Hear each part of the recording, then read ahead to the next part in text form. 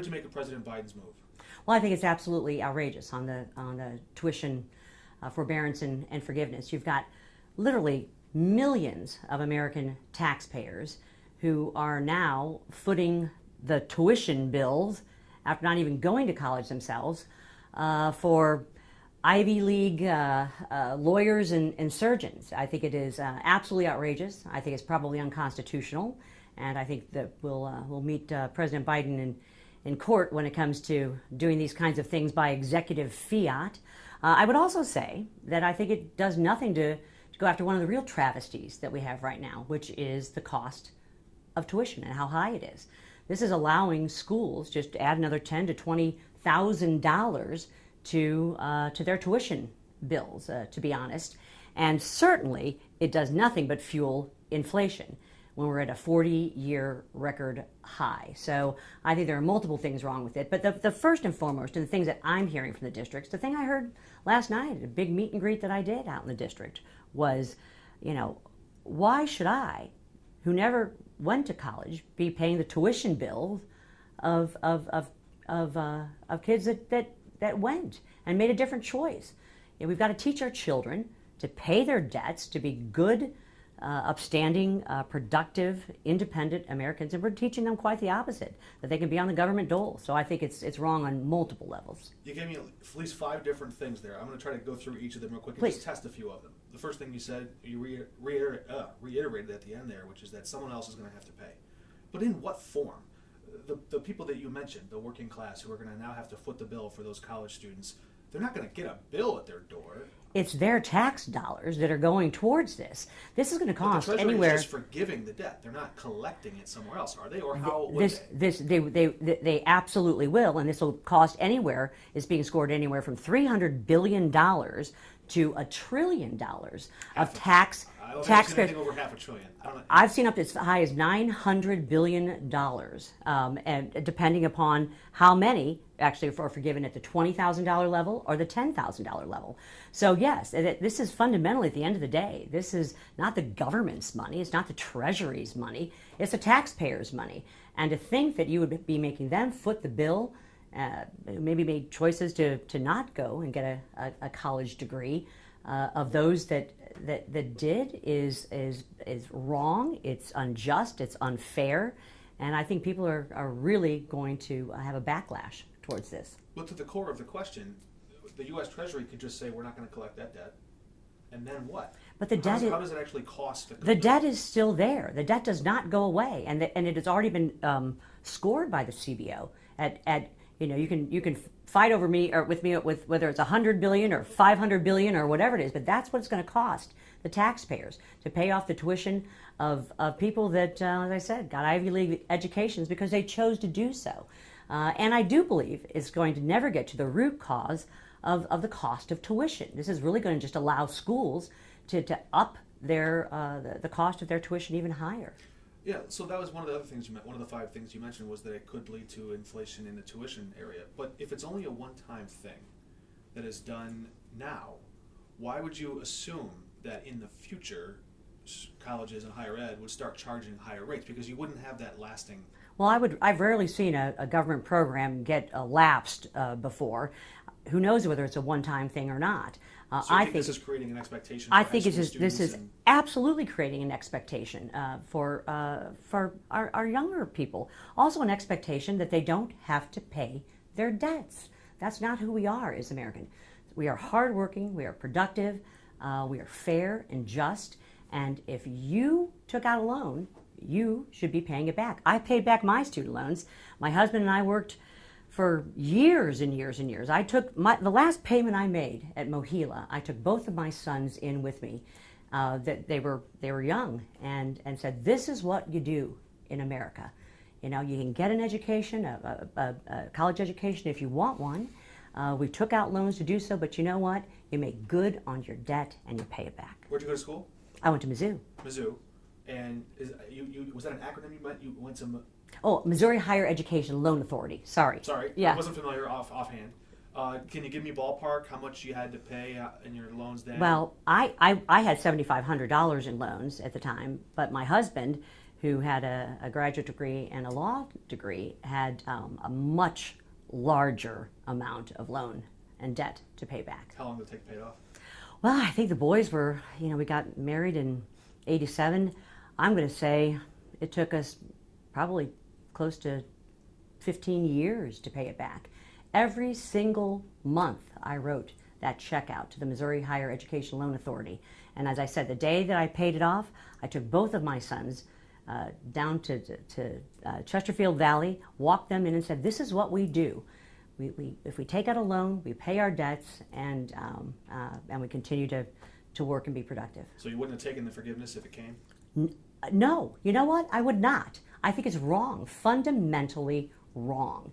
And I think you're going to see a huge backlash among everyone.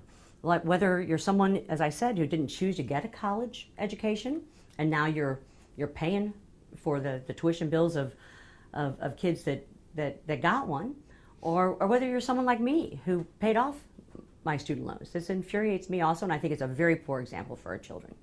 I understand. You're saying if you make a choice, if you make a commitment to follow through with it, and there's the fairness that you're saying there. But there's also this other wrinkle here to the politics. And you're familiar with how this works, right? You're saying things like Ivy League doctor to say, oh, this is a posh life someone's leading, and look at the nurse or the waitress that has to pay off their debt. Aren't you playing in class warfare a little bit? I think this is playing class warfare. This is a redistribution of wealth. It's picking losers and winners and losers, and the winners in Joe Biden's world are those that went on to get a college degree. Not necessarily. And, they took out a loan. Maybe they didn't finish.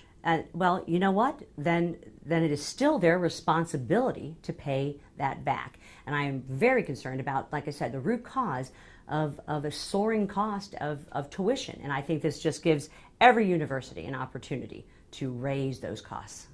All right, we've touched on a number of those things. There are other ideas out there, and I wonder which of them you could support. You might have already supported an idea that provides tax incentive from the U.S. Treasury balance sheet to companies to say, if you pay $5,000 a year for your skilled, educated workforce, we're going to help you pay those workers' student loans. Good idea? Well, here's what I've been in favor of in the past. Oftentimes, especially young people in the workforce, they have a choice to make. They can put money into their retirement fund, okay, that maybe have some kind of a match from their employer, or they can pay their student loan bill. I absolutely believe that if you're paying a student loan bill, I think it would be a very good incentive for the employer to still meet that match in their retirement savings. I think that would be an incentive and a way for young people to both be saving for their future and paying off the debt that they've incurred. I wonder if, so you mentioned you took out $7,500 in student loans. I did. Today, I think I saw the average household that has student loan debt, which could be 2 students or roughly, is $46,000 to $56,000 in student loan debt. Well, my husband's was much higher, and this was back in this was in the 80s. So sometimes, yeah, depending on what kind of school and how long you were there, you could pay a ton more. What's driving the higher ed spike in tuition? Well, I think things like this. This hasn't happened before. Well, I'm saying that the fact that people are taking out loans and able to skyrocket these tuition prices to a point that is cause 20-year higher prices in the past. Well, as I said, I think that one of the root causes of this is the fact that education for any kind of college degree is way too high. We have great community colleges. We have great voc tech colleges, trade schools, things of this nature. One doesn't have to get a college degree to be successful in life and to be productive and making an earning and a living. But if you make that choice, it is your responsibility and duty to pay that loan back. And I really do think it's going to drive the cost for tuition even higher. How we got there, who knows, but it will only drive it higher. And right now, 40-year high inflation.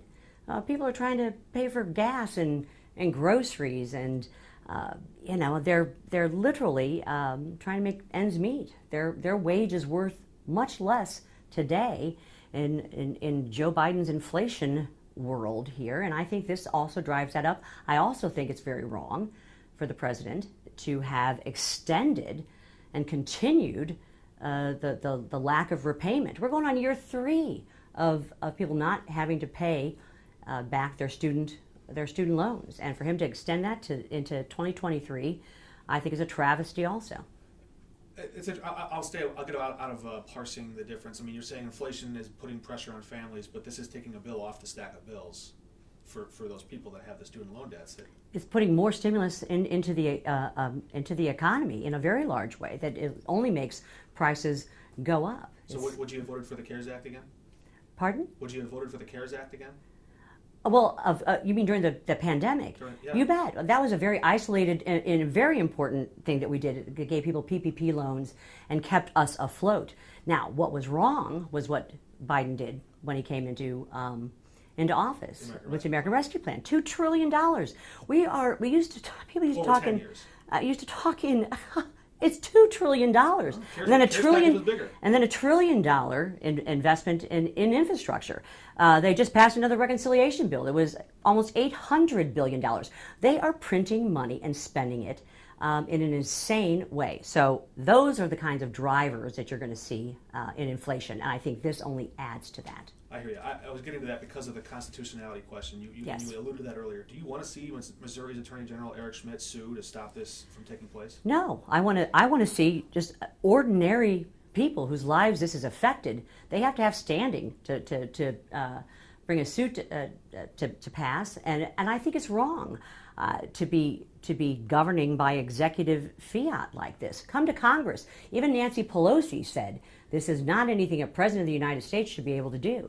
It should have to go through Congress and through our appropriations process, and we have the power of the purse. And I think this is wrong. He's ruling once again. He learned it from Obama by pen and foam, and I think it's categorically wrong. Their argument is that it's rooted in federal law that Congress already passed during the 9/11 era. That the federal law passed through Congress creates this sort of wartime emergency spending or relief based on a national emergency of what? Are they still leaning on the pandemic? I don't. Yes. I'm saying this that I believe that's pretty flimsy. A 9/11 loophole that was set up for military members to somehow then contort this into let's forgive $10,000 here, $20,000 there. I think they're completely different, and I do think that it is unconstitutional. It's wrong, and I think he will be sued over it. And you'd support that, a lawsuit that would strike this down and make it moot? You bet I would, because you know what? I am here to represent my constituents, and I promise you, the hardworking people of Missouri's 2nd Congressional District are not pleased about footing the tuition bill when they didn't even go to college of those that had that great privilege and honor, who took out a loan, who have a debt, and should be paying it back. They are not pleased about that, whether they're people that never went to college or whether they're people that went and paid back their loans as they should have. All right. I think we've got most of your position on this. I got to ask you one quick thing. This won't be for tonight's news, but as we continue to cover this district, what did you make of the primary turnout in Kansas? Of the primary turnout? Well, sadly, primary turnout has been low, I think, all across the board, to be perfectly honest. We watched New York last evening. It was only about 8% turnout. So I think it's incumbent upon every American to do their civic duty and get out and vote. And I hope everybody's going to do that come November. But I think that my concern is in low voter turnout. I'd always like to see more free and fair elections and everyone turning out to do their civic duty and vote. You may have seen many Democrats pointed to a surge in Democratic turnout and independent turnout and even Republican women turning out in Kansas, in a red state where they moved to restrict abortion, and they're saying that's a sign, along with higher voter registration in 10 red states. New York Times reported just yesterday, those are signs that voters in the suburbs, women, are going to be coming out to vote against these abortion restrictions. I think that every district is different, and that every member of Congress, is incumbent upon them to run their own race based on their district and their constituency. And I think it varies greatly from state to state, from congressional district to congressional district. I want voter turnout to be strong and high. I want to earn the vote of every single voter in Missouri's 2nd Congressional District, the new 2nd Congressional District. As you know, Missouri voted to restrict all abortion, even in cases of rape and incest, except for the life of the mother, I believe, in Missouri. Did the Missouri legislature go too far? The state legislatures have, the Dobbs case said this gets returned to the state legislatures. I don't know what will happen in the state of Missouri when they go back into session, whether that will be adjusted or changed in any way, shape, or form. I support exceptions for rape, incest, and life of the mother. So Missouri went too far? I support restrictions for life of the mother, rape, and incest. Okay. And how do you define that issue?